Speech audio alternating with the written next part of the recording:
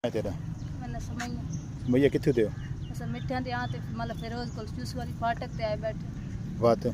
ते असन इना दे मुजेरे मारे अस 2.5 लाख से कर्जा लिखी बैठे मेरे घर फाला जगह पई रही हुन बोले बात। चौथी यार दा तो पुलिस सुन के आता है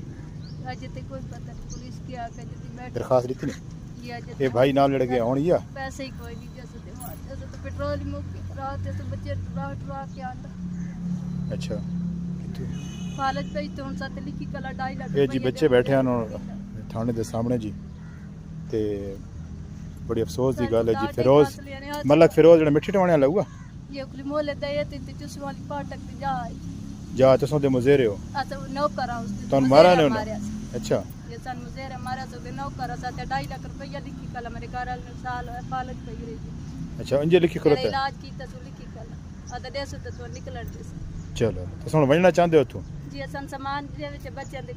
मनिया बिस्तरी दे विच ते बकरियां साथ कीती वते पर आए ते एक बार हां जी अगली डार के ना मन पड़ा पर ते के ना वो देंदा पे ते ना आ ते पहले 2.5 लाख रुपया देवता तात मुजेरे नु आते मिल वैसे इंशाल्लाह मिल वैसे